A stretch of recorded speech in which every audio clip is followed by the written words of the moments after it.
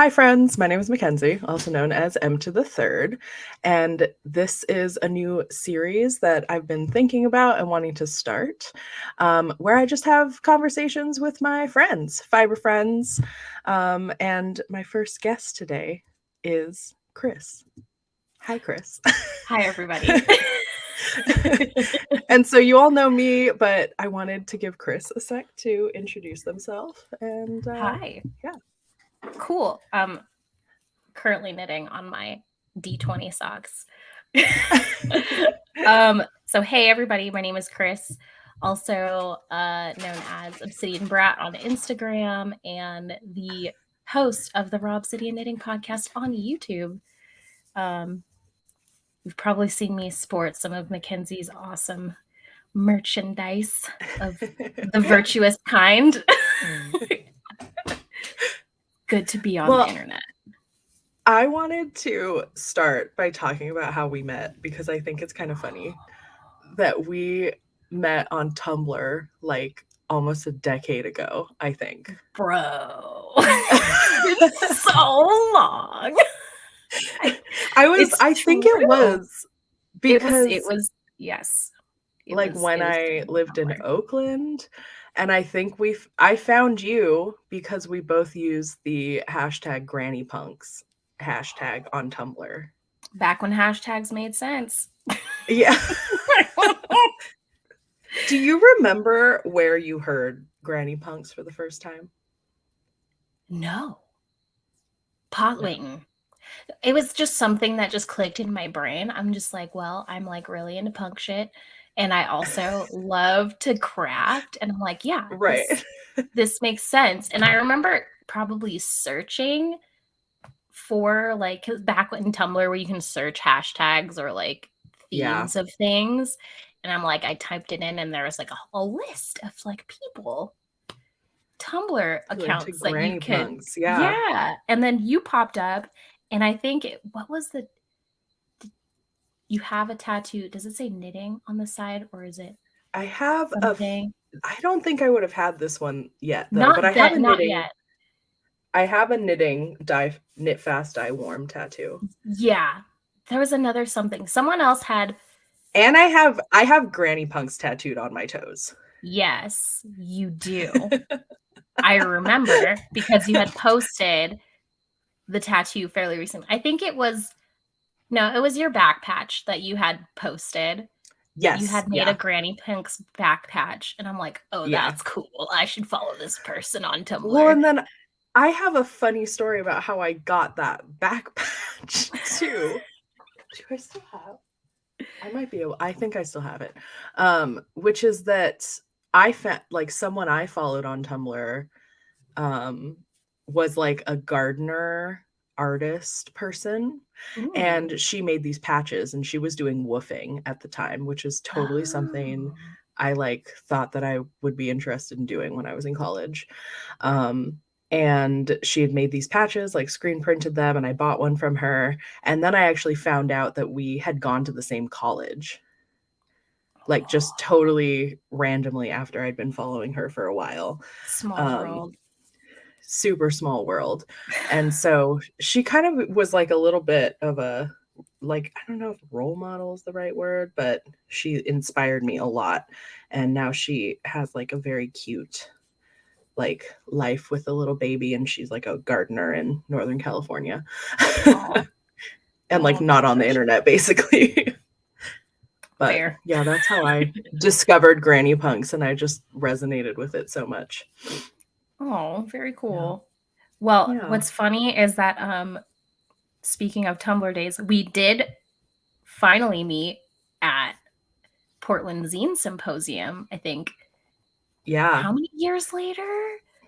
It feels like it was a while. That would have been, I'm like, what year was that? Like, like 7-8 years ago or something. Yeah. 2013, 2014. It's true. And we traded zines, and I have your swearing in cursive zine on my bulletin board, like over where my sewing and spinning stuff is. I can like That's see very it from cute. here. Yeah. Yes. I'm like, wow, blast. I think I was unpacking stuff when we moved into this place. I'm like, oh, Mackenzie's zine. And I'm like, I gotta put it somewhere. That's wild, right? Yeah. It's nuts. We've known each other for a very long time. Wow. I know. And it's like cool that I feel like our circles, like in a lot, I feel like so many times with like long friendships, our circles kind of like separate. Like you get further away, but our circles have definitely like become more and more like close together, which I think is very sweet. Yeah. I think so too. Very intertwined. Very intertwined. And then we started podcasting. You started podcasting before I did, pretty sure. And then I started my podcast when I was living in Portland. And then COVID happened shortly after I had started COVID my happened. podcast. Yeah. Yeah. Like, oh my God. Wow. Well, and at that point, I wasn't even thinking about moving here. And No, then that's like right. just happenstance that I was like, I'm moving to Portland. And you're like, yeah, I'm moving away from Portland. Which like, literally, I feel like that had happened like a lot where like I was moving back to California from Oregon and you were moving away from Oakland like Boston. to Right. Boston. So, Totally. and it was that point where like, oh, we could drive through, but then you had left before we had even moved from Portland down to California for that like brief year where I was just like, God, I hate California. We literally didn't last. We were just like, we gotta get the hell out of here. Yeah. It's a rough state, I feel like.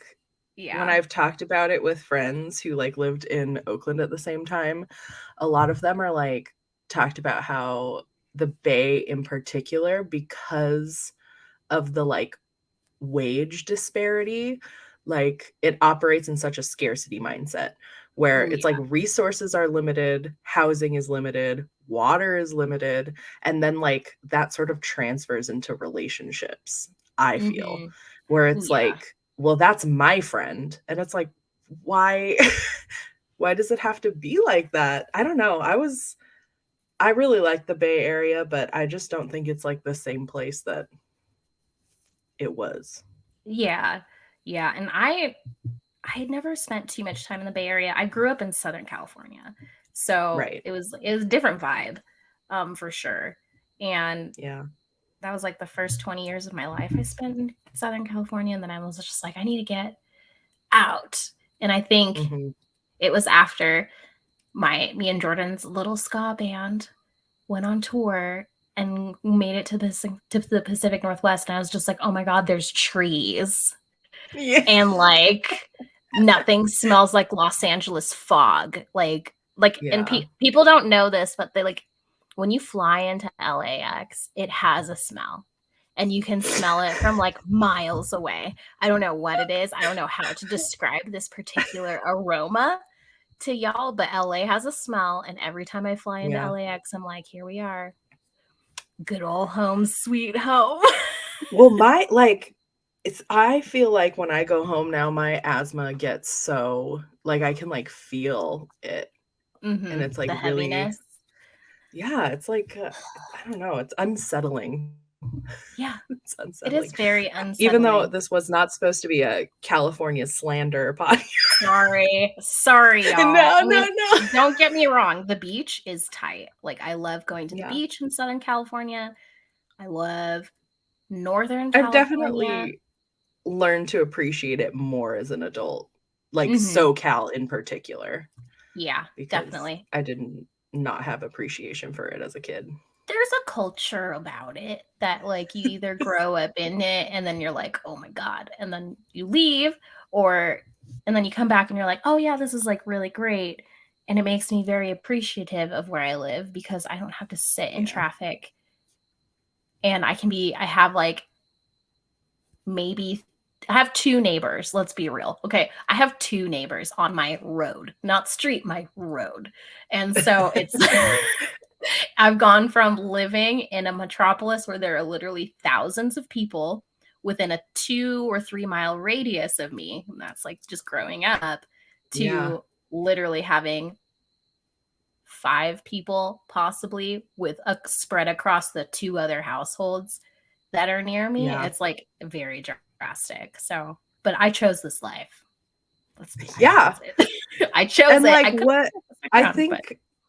I think that it's hard having grown up in the burbs and then in urban environments for like my entire adult life to consider doing like a rural move.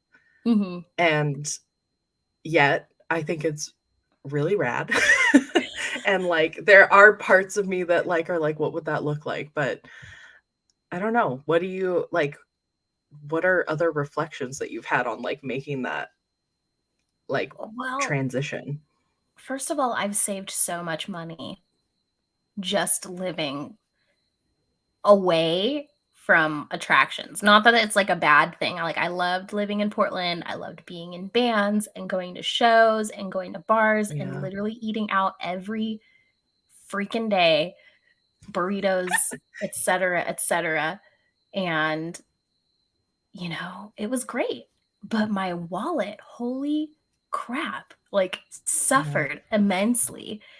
So now I make a lot of meals at home, and it's not like, you know, like a by choice thing. Like you quite literally have to. It is a complete lifestyle switch. So yeah, I have to like make all my meals. I shop Walmart pickup because that is literally like the biggest store in town. We do have a Safeway and we do have a grocery outlet, but Walmart is truly the most affordable. So yeah, you go, you pick up your groceries, you plan ahead for like a week, 2 weeks. Yeah. Bring it back. And then, but the cool thing about it is that I'm living off of the land, or trying to. So we are in the process of like building garden beds, really settling the sheep into like their little paddocks to like graze. And it really is like hard work, especially with a toddler, because like we had this long winter. There was so much snow on the ground. There was a point where Zaz was like, hell no, my short little legs cannot walk through these massive snow drifts. Let's go inside. And I feel so bad. But now that the snow has melted, like there's so much more we can do. We can walk in the pasture. We can sit in silence. There's less distractions out here. So I find myself reading more, listening to audiobooks, making more, being a lot more present, not really like seeking like to go out anywhere, which is so new for me because I am truly an extrovert that has unintentionally become an introvert, partially due to the fact that I became a parent towards the tail end of the pandemic, or the intensity of the pandemic. Also, because I have to drive really far to go do things now.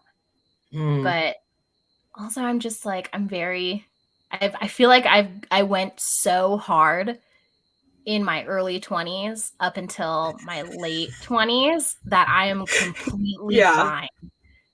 completely fine with being in my house in bed by 9 o'clock. Like I'm so good. And let's be real, I went hard starting at 16. Let's not play games. I went real hard. So I'm okay being a little isolated from people. And then when I hear about the drama, I'm like, oh, what's that like? Amazing. I live such a peaceful life. It's just absolutely amazing. And I love hearing the chisme, you know, I love hearing about it, but like not living in it, not being in the loudness. I think that's a really healthy way where you're like, I'm here as a sounding board, but like I have no stakes in this game. None at all. I am simply drinking my tea, knitting, and listening to you go on and on and on. And it's tight. It is better than Netflix, let me tell you. And it's awesome. It's very nice. Yeah. But it is a lifestyle change. It is a change. And like taking that leap, I never thought I would. to be honest. Hmm. Like, I'm like, Mm. Jordan had always talked about, I want to live far away from people. And I'm like, why? Why would you want to do? And he's just like, yeah, and I just want to do this and that. And I'm like, what? Like, can we Yeah. not? And then everything changed. We got a camper, and I was just like, oh, this is cool to be like in a pandemic, Yeah. but be in the middle of the forest and not have to like worry about masking, not have to worry about like all of the things that people are worrying about in a city center. And Right. of course we masked when we had to like go in and get supplies and Yeah, stuff, but we yeah. were away. So thinking Right. about staying away after that made the transition all the easier. And it's Yeah. cool. Yeah. But yeah, not Yeah. for everyone. Not for Yeah. everyone. I feel like people pretty frequently when they think of knitters, they're like, "Oh, you're an introvert." Like that's like an automatic kind of like placement on people who are Mhm. also knitters. And Mhm. so people are like, "Oh, are you," like I don't really get asked that often, but I am definitely not like 100%. Like I've lived with introverts. I Yeah. know and love introverts, right? Mhm. Yeah. But I like feel very much like kind of in the dead center where like my cup is both filled and depleted by being around people and by being alone. So and I'm like, Mhm. that's like the most Libra answer I could possibly give, where I'm just like trying to find the balance all the time. But like that's kind of like Kay and I have been, I think, as like a response to having been in the pandemic, we've been like, okay, we like Boston did not have a bustling queer scene by any Mm. means. Like Mm. it's just a there's a lot of stuff. I don't know. It's tough to describe how different Boston is. But part of it is that there's so many universities there. People don't stay there for a long time. Oh, There are okay. people who have been there for a long time, but a lot of people are very transient and kind of like in and then out. And Okay. because a lot of people are students and teachers, there are also a lot of university like affiliated events. Okay. There is an art scene for sure, but I just never really felt very connected to it.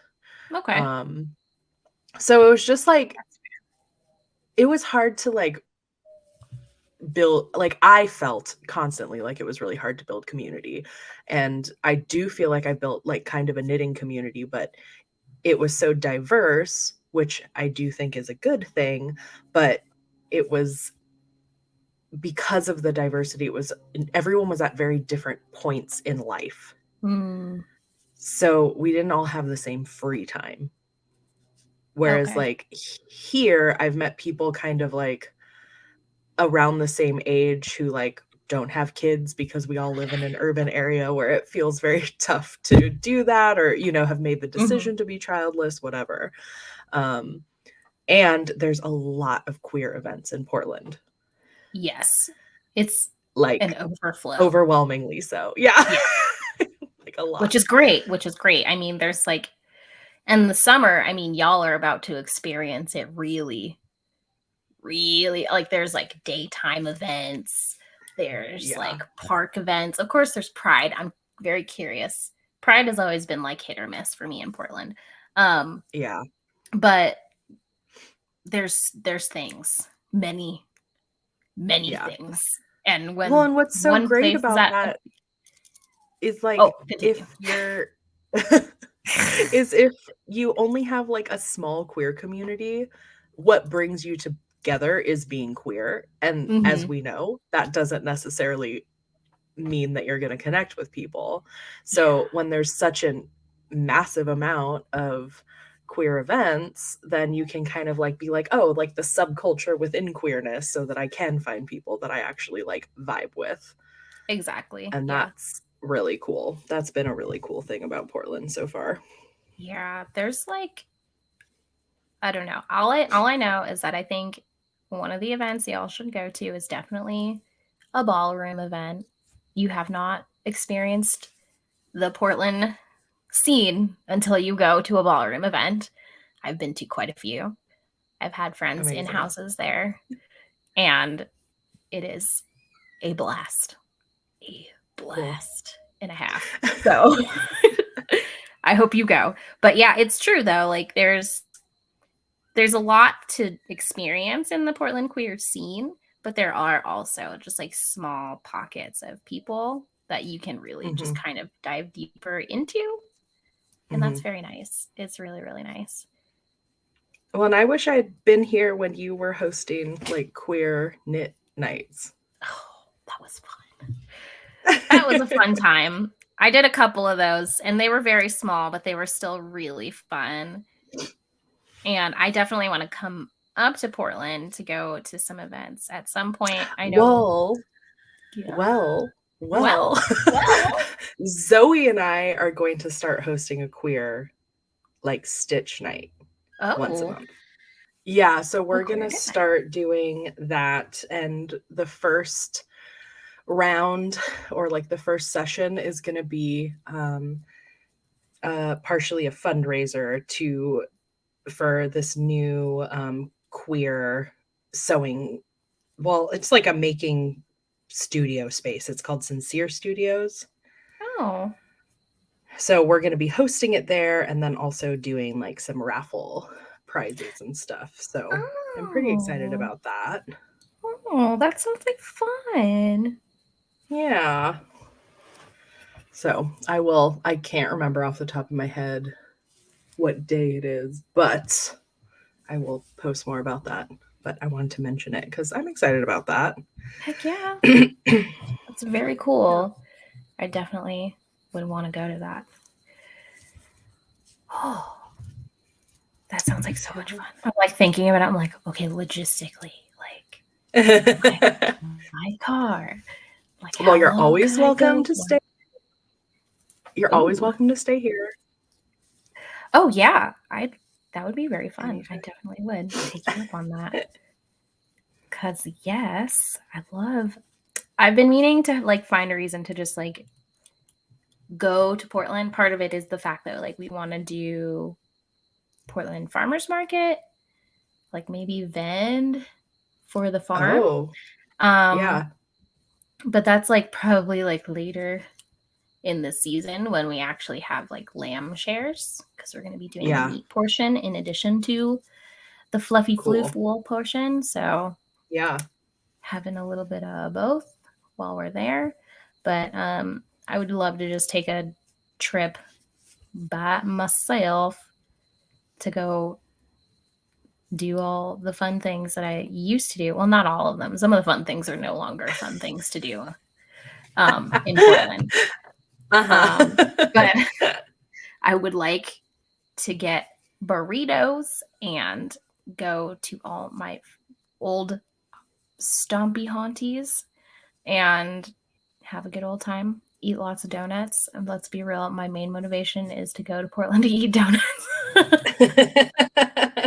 I need to go to Dough. I need to have donuts. What's your favorite burrito here? Do you have a favorite, or just like in general, there's just so many options? So my favorite burrito on Southeast Division and 41st in the I hope they're still there, the Village Merchants thrift store parking lot is a food cart. Lindo Michoacan. So freaking good. Like, I would eat there regularly at my old nonprofit job. That was like literally like right across the street. Love that place. Miss that place. I have dreams about their burritos. It's so freaking good. Oh, yeah. So that's my spot that I want to go to. I also want to go to Village Merchants because that's where I would get all of my bougie crap from all of the bougie people of Southeast that would just sell all their stuff off there and sell it and whatever. I mean, I got like Merit boots. I got Prana yoga outfits. Oh yeah. I got like Patagonia shells and jackets from there. Dansko love when there's clogs like a barely used. score like that. It's so good. It's very, very nice. Okay. I also got, where's my pillow? I got a Will Leather Goods plaid pillow there. Hell yeah. And a backpack. The pillow was $5. The backpack was $8. See, I had a thrift store that was like that in Boston, but I feel like thrifting is like a hobby here more than it is in Boston. Oh yeah. I mean, it definitely was my hobby, but I also yeah. All of my clothing when I lived in Portland was thrifted, so I just cycle through things that I just didn't wear anymore. I'm like, okay, I'll just like redonate it back because it's still in good condition. But mostly it was like I shopped out of like necessity because I got a promotion at my last job. I'm like, well, I got to look like an adult now that works at a nonprofit. I can't just be up in here willy-nilly looking like a little ragamuffin that rolled out of bed. No. Look, that's a really hard part about being an ex-punk, okay? Not that like we are ex-punks, but like having to be an adult as a punk. Oh God. Like you gotta dress You're a like, certain way. And it's yeah. like I was talking to people's parents, you know, Yeah. and so I have to like look a specific put together type of way. And so I just shopped for the bougie stuff. So I had something nice to wear to work, but that was also still kind of quirky chic and still kind of true to my style of things. So granny punk. Granny We're coming punk back to granny punk. Coming back. It's versatile. It is a versatile way of life. I miss Portland for those reasons. You know. Yeah. The availability of ethnic foods is very real. Well, and this is something that I've talked about a lot is that, you know, people, I mean, first of all, when you're doing a big move, people just really love to shit on your parade, right? So you're like, I'm moving to Portland, and they're like, wow, you're never going to see the sun again. Or like you're like, why do you have to say that kind of stuff, right? Like, what, like, why is that the first thing that you think of to say? Whatever. First of all, the sun comes out. Just the sun comes out, and there isn't like 4 feet of snow on the ground. So fuck off, Karen from Boston. Yeah, anyway, that's real. So when we were, I lost it. Oh yeah. So one of the things that people would say as like a negative of Portland is like, oh, well, it's really white there. Like it's really like not diverse. So I was like, wow, what am I walking into? But I have found, I'm like, first of all, y'all aren't exploring is one thing. You're not going into neighborhoods that are not comfortable for you and like whatever. And like, yes, there is far fewer Black folks than anywhere else I've lived, which is like Oakland and Dorchester and Boston, which are like predominantly Black neighborhoods. And like, we know about Portland's history of not allowing Black folks to buy property, blah, blah, blah. But the amount of diversity is actually like really incredible. And it is segregated to an extent, but it's more integrated than a lot of other places that I have lived. Oh yeah, definitely. And that's what I love about it. Yeah, me too. And I just think it's like so interesting that that's like that I consistently hear people say that. And I've made it my mission. It's a secret for a reason. It's a secret. It's a secret for a reason. I'm supposed to keep it a secret. No, I mean, like by all means, like tell everybody about Queen of Sheba Ethiopian food on North Killingsworth. Tell everybody about the Jamaican chicken right across the way from that.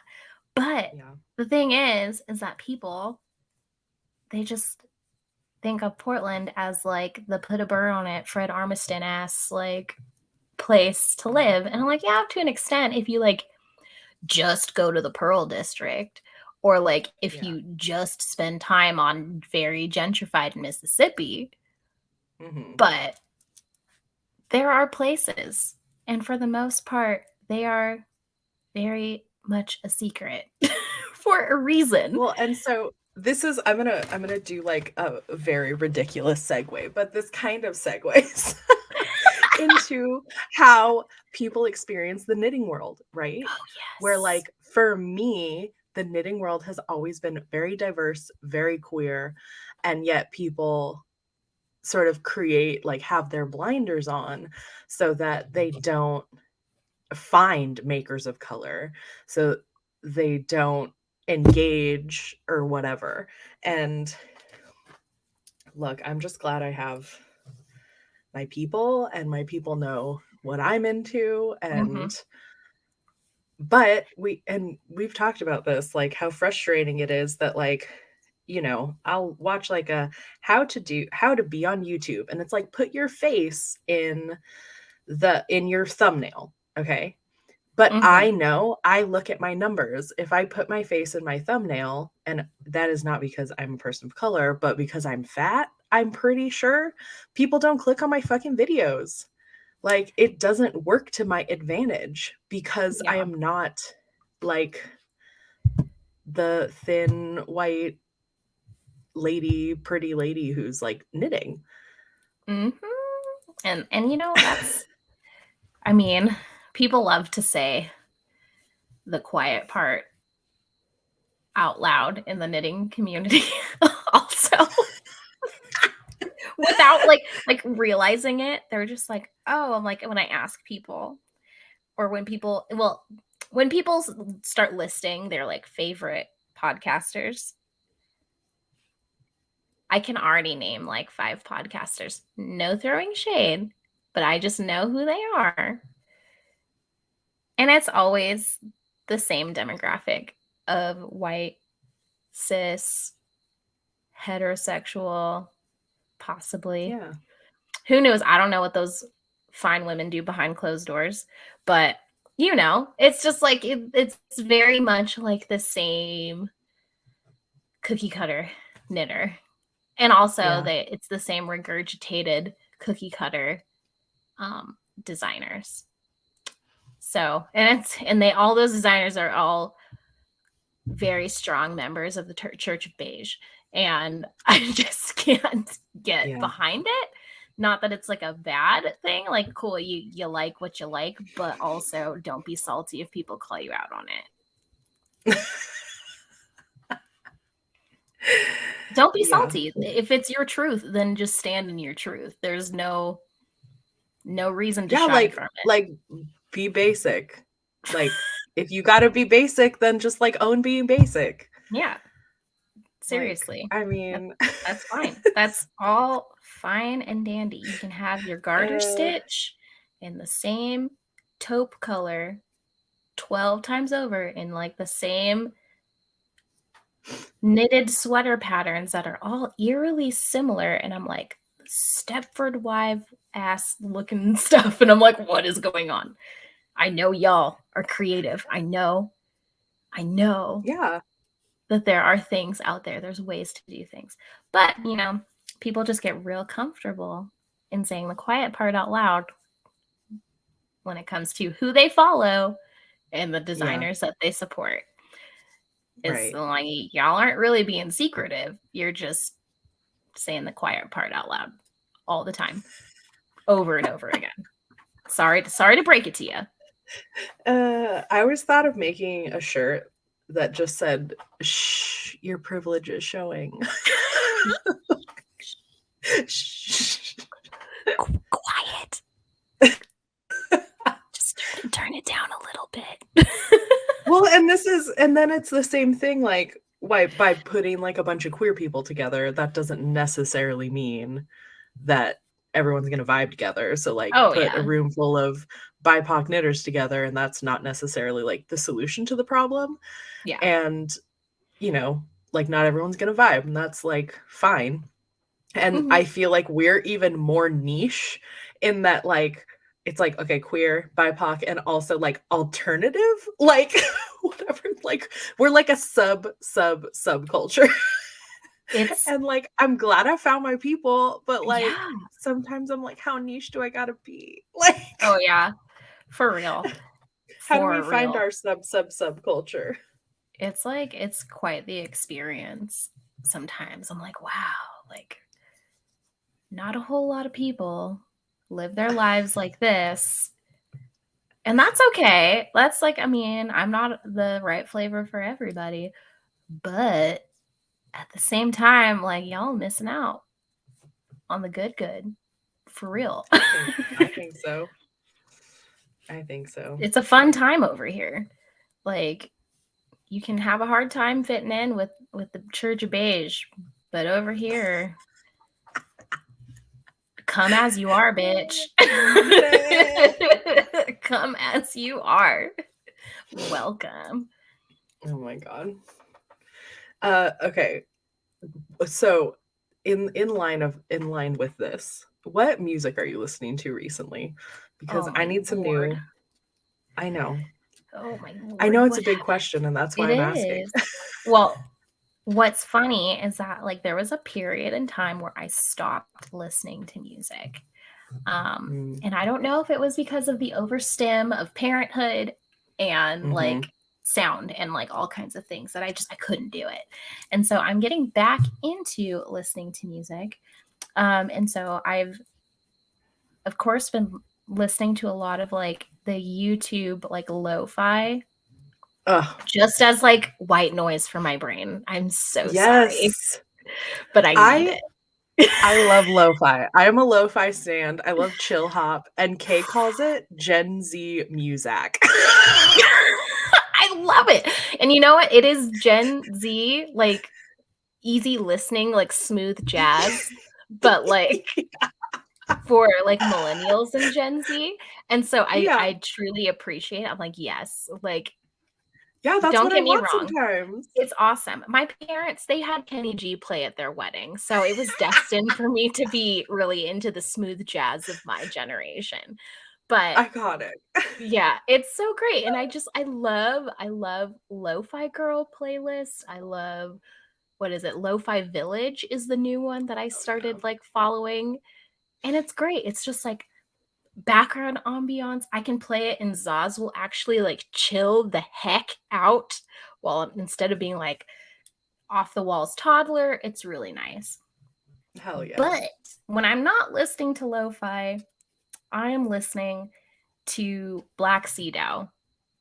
And they're like this Scandinavian band.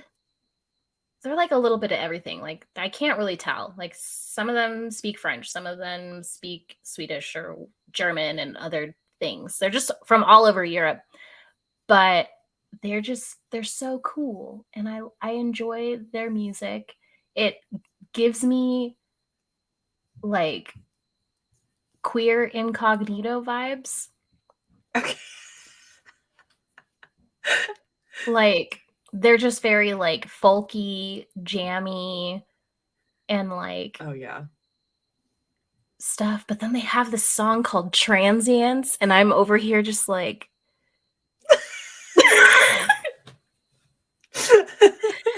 and so it's like one of those things where like, are you or are you? And I'm just like, okay.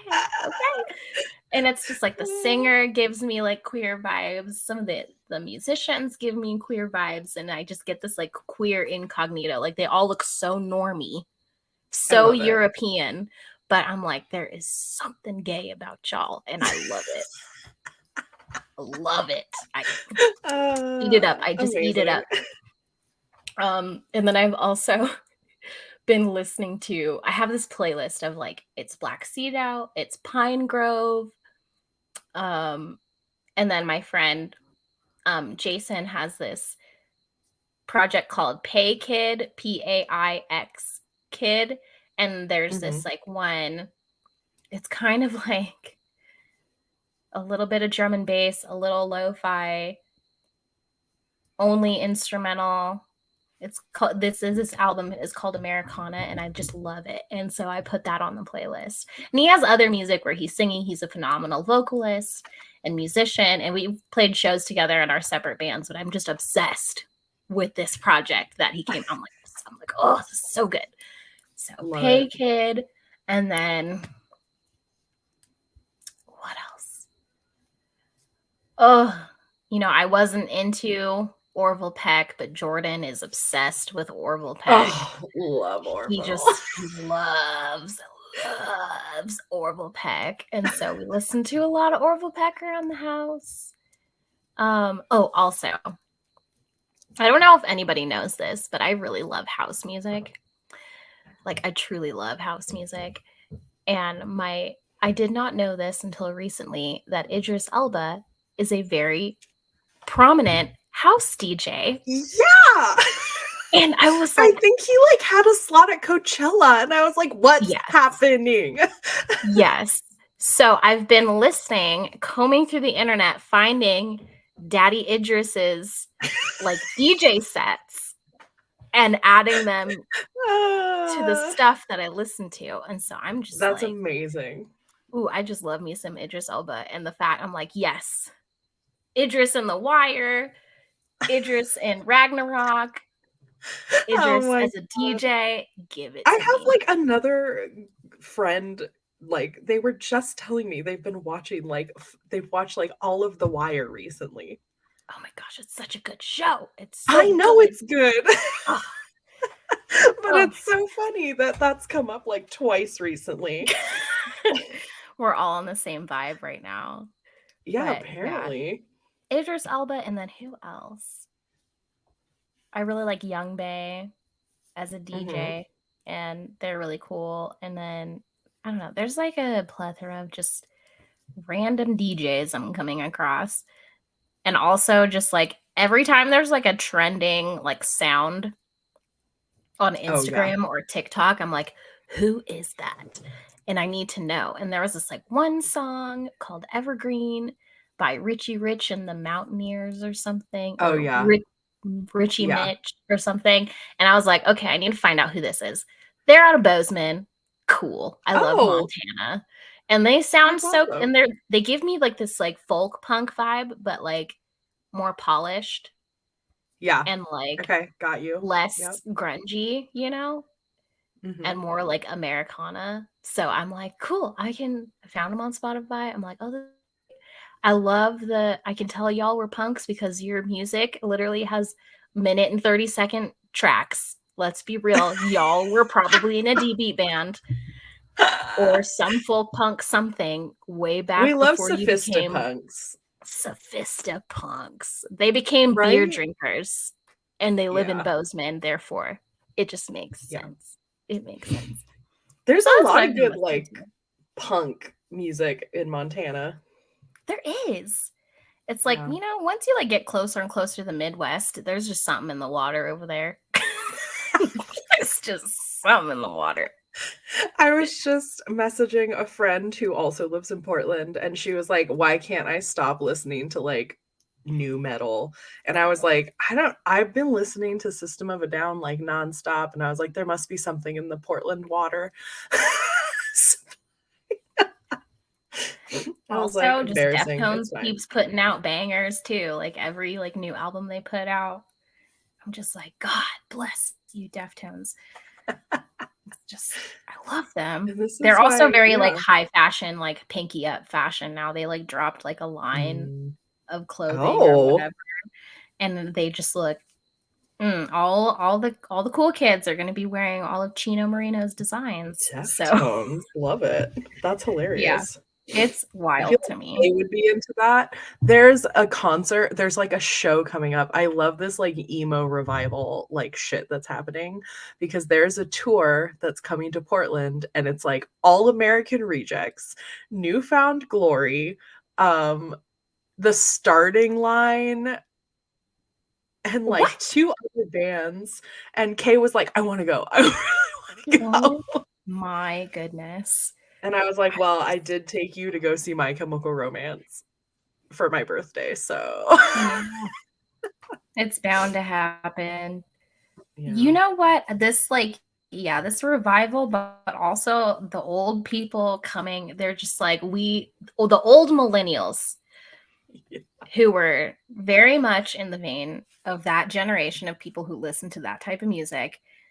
It's like we were all just like, we've been through it. And enough is enough. We deserve good things. Therefore, we're just going to follow suit with Hayley Williams and Paramore, and we're going to just all get together I know. and do It's so this thing. funny. Like when we were Young Fest, that I just know. happened. And I mean, the wind advisory, I felt so bad for some of my friends that went to that. And they're just like, the wind advisory has everything canceled and no.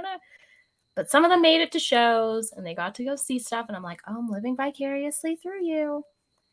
And yeah, I had a little bit of FOMO. It's fine. Yeah. And I was just like, oh, thank goodness. What I was very happy to see, though, about When We Were Young Fest is that Millionaires was not on the bill. I just cannot stand. I cannot stand Millionaires. I mean, I can't do it. I can't. And Jordan knows I can't do it. And there will be moments where he'll connect the Bluetooth speaker and he'll play Alcohol real loud on the Bluetooth speaker. And I am just rude.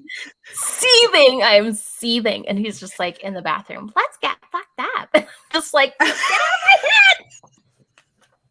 I mean, to be fair, I think that level of rage is how I feel every time I hear Taylor Swift. I mean, that's fair too. I was never into Taylor Swift. I don't understand why you don't like her so much. And I'm like, she has been queer baiting for years. Yes. Years. And very, very was so. fully happy with this whole Gaylor shit. And it's just some white queer, I'm not here for it. I don't resonate with it. I can't handle it. Yeah. And it's I don't even. The thing is that I can't stand any of her previous music, but goddamn does Midnight's just hit some stupid spot in I don't understand it. And I'm like, is it the mom in me that is just so. The second you become a mom, you get a Taylor Swift fan club. It's just there's just something about putting your child down at the end of the night, swirling a glass of your top shelf box wine while sitting in the kitchen with your bonnet on and your Snuggie, eating Cheez-It crackers as a depression meal and listening to Midnight's. I really love this journey for you. This is not the journey for me, but I also don't have kids yet, so I'll let you know. It's an experience. And so instead of it being ex-boyfriends, it's the moments your ex-boyfriends are the nights that you lost so much sleep you forgot what time it was. See, I feel my Midnights has been SOS. Because I can't stop listening to that album on repeat. My lovely sister, I don't know, a couple weeks ago, sends me the Spotify share, I don't know, link to go listen to Kill Bill.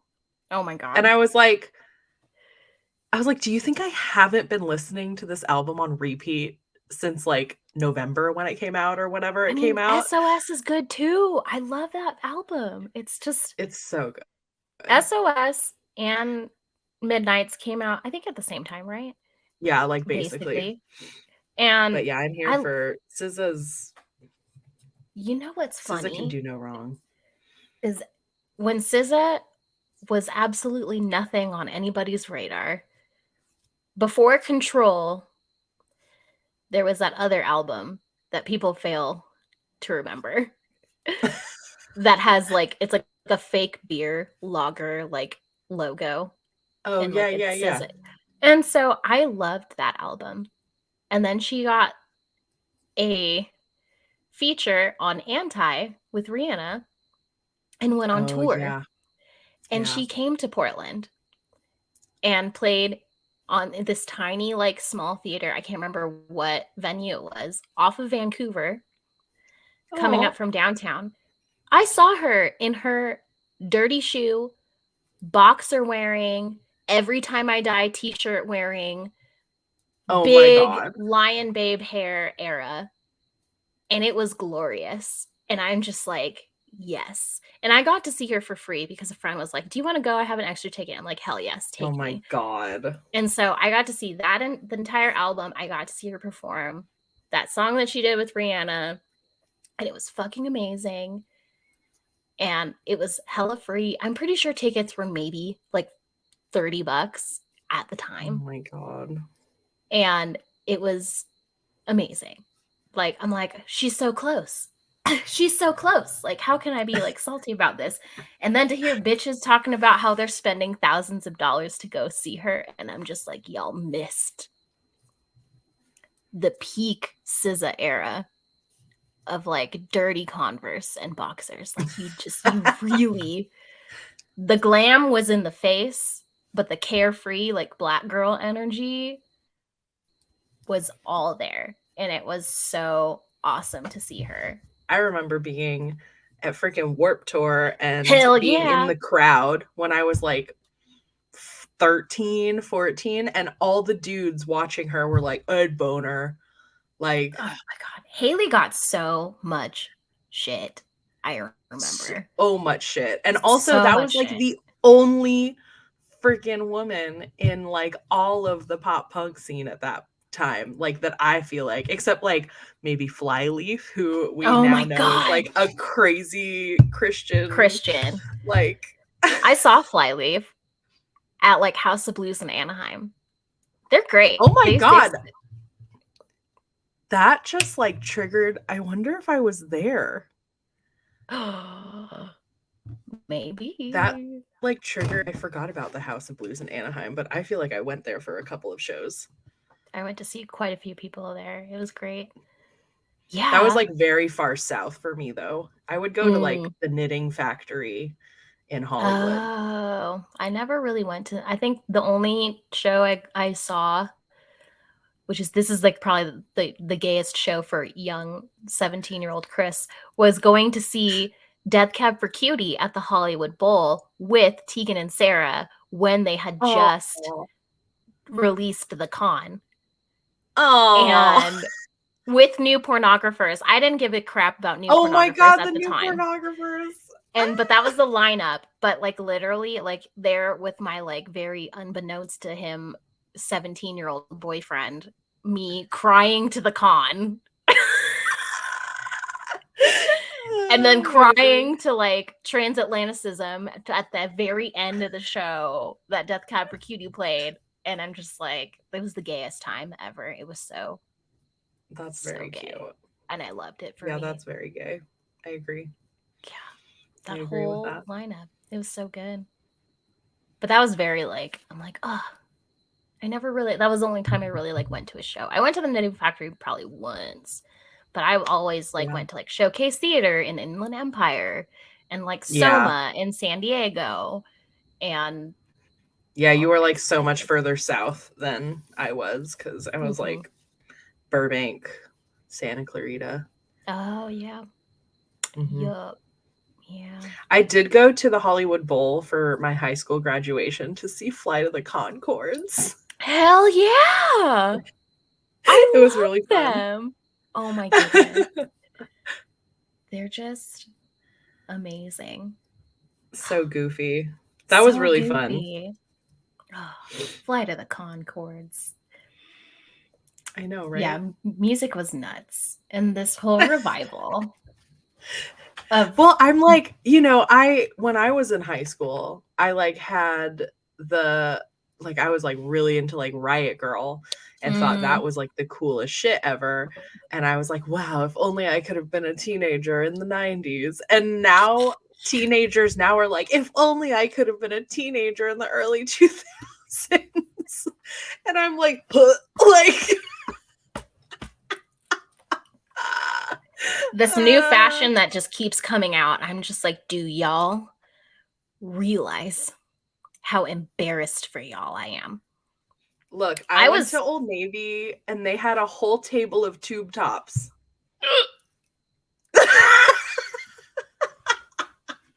Those don't look good on anyone. Nobody looks good in a tube top. Nobody. Not even like these like ruched jeans. Or these, like, which I know they're gonna bring back because I've seen it, the shorts that have the pockets that stick out the bottom, like the ones that people would buy from Abercrombie and Fitch, and they look shredded to all hell. Look, I think I saw some of those at Target yesterday, okay? Oh. And have you This seen summer, it's gonna the come out full platforms? force. The Yeah. platform sandals, like the Yeah, Volcom the sandals Steve that are coming Madden. back? Yep. Yep. Uh-huh. Sorry, I just So many sprained ankles. Oh my goodness. Thankfully, I live in a rural area and no one would be caught dead looking like that out here because people dress country as hell with their Yeah. array jeans and like cowgirl boots. I have square toe Yeah. cowgirl boots. Trust. I mean, I look, had I'm just to. jealous. It's fine. And they're like work boots too, so they have dual purpose, but like none of these children be out here with like maybe a low rise like flare leg cowgirl jean for western wear, Uh-huh. but not the way that some of these kids be trying to dress because it's just too country as hell out here. No one would be caught dead. You go to the Yeah, city, you get baby. your clothes from Tractor Supply and Walmart. Exactly. You know what reminds me of Y2K is also my socks.